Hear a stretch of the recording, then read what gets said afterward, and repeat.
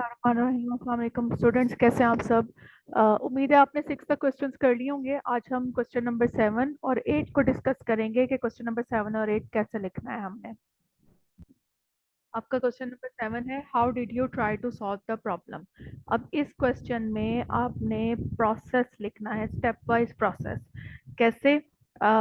Just जो आपने method decide किया था, फॉर एग्जांपल एक आपका टॉपिक था removing shyness through peer activities. तो उसमें आपने कौन सी एक्टिविटी करवानी है शाइनेस रिमूव करने के लिए, वो एक्टिविटी जो आप डिसाइड करेंगे, या कोलैबोरेशन मेथड के थ्रू जो आपने एक्टिविटी करवानी है, ड्राइंग एक्टिविटी करवानी है, जो भी आपने एक्टिविटी करवानी है वो आपने कंप्लीट प्रोसेस यहाँ पर लिखना है। और प्रोसेस लिखने के बाद आपने बहुत सीक्वेंस में कोशिश करनी है कि सीक्वेंस में और स्टेप वाइज प्रोसेस लिखना है। ये नहीं कि बिल्कुल कहीं से उठाया हुआ प्रोसेस लिखते हैं, वो ना तो समझने में आसान होगा और ना ही जो है वो आपके इस आंसर को जस्टिफाई करेगा। क्वेश्चन नंबर 8 में आप देख सकते हैं, क्वेश्चन है what kind of instrument was used to collect data. Usually जो हमारी एक्शन रिसर्च है ना, उसमें हम ऑब्जर्वेशन यूज करते हैं। तो होपफुली आप भी ऑब्जर्वेशन ही यूज करेंगे। अगर आप ऑब्जर्वेशन यूज करें तो आपको उसके लिए एक कंप्लीट चेकलिस्ट बनानी होगी।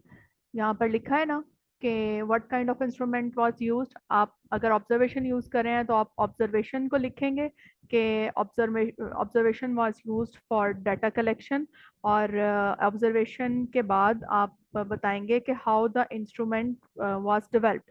अब इस पोर्शन में आपने क्या लिखना है, आपने वो चेकलिस्ट लिखनी है। आप ऐसे ही तो ऑब्जर्वेशन नहीं शुरू कर देंगे। जैसे अभी मैंने एक एग्जांपल दी कि आपने प्रोसीजर में ये लिखा है कि आप स्टूडेंट्स को एक्टिविटी करवाने वाले हैं, शाइनेस रिमूव करने के लिए एक एक्टिविटी करवाने वाले हैं। तो उसके लिए आपके माइंड में एक पूरा मैप होगा।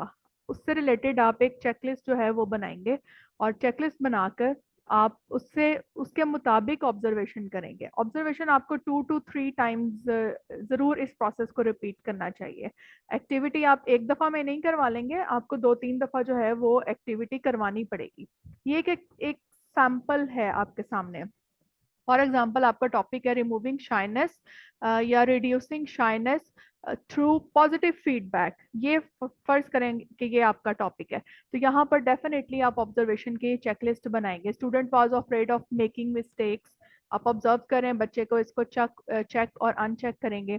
फिर student felt shy and look nervous, check करेंगे। ये सारी ऑब्जर्वेशन बच्चों आपको ये लिस्ट बनानी पड़ेगी, क्योंकि इसकी बेस पर ही जो आप ऑब्जर्वेशन लिस्ट बनाएंगे, आप 2 टाइम एक्टिविटी रिपीट करवाते हैं या 3 टाइम करवाते हैं। एक दफा तो आपको विदाउट एनी मतलब ट्रीटमेंट दिए, जैसे आप पॉजिटिव फीडबैक आपका ट्रीटमेंट है, या आपका ट्रीटमेंट है कि आप कोलैबोरेशन मेथड से बच्चे को कोऑपरेटिव बनाना चाहते हैं, तो वो ट्रीटमेंट दिए बगैर आप पहले ऑब्जर्वेशन करेंगे, फर्स्ट ऑब्जर्वेशन। उसके बाद आप ट्रीटमेंट देंगे, एक्टिविटी करवाएंगे। एक्टिविटी करवाने के बाद इस लिस्ट के मुताबिक आप उसकी ऑब्जर्वेशन को नोट करेंगे। अगर ज़रूरत पड़ती है तो फिर आप 3rd टाइम दोबारा उस तरह की एक्टिविटी को या उस एक्टिविटी को रिपीट करेंगे, और आप ऑब्जर्व करेंगे कि अब बच्चे में क्या चेंजेस आई।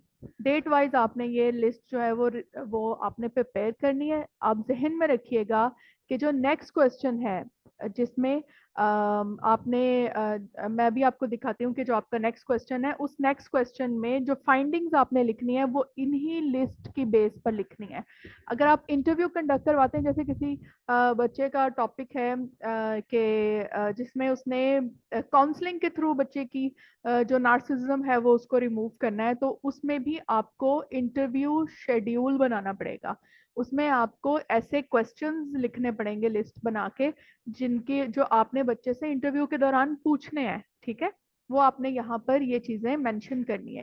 क्वेश्चन नंबर 8 में आपने ये आंसर लिखना है। मेक श्योर कि जो आप ऑब्जर्वेशन लिस्ट बनाते हैं, इंटरव्यू शेड्यूल बनाते हैं, या जो आप पॉइंट्स लिखते हैं, वो आप ही के प्रोजेक्ट से रिलेटेड हो। वो किसी और रिसर्च से उठाकर आपने यहाँ कॉपी पेस्ट नहीं करना। ठीक है बच्चों, ये प्लीज बनाकर मुझे जरूर सेंड कीजिएगा, मैं आपको इसका कंप्लीट फीडबैक दूंगी। अल्लाह हाफिज।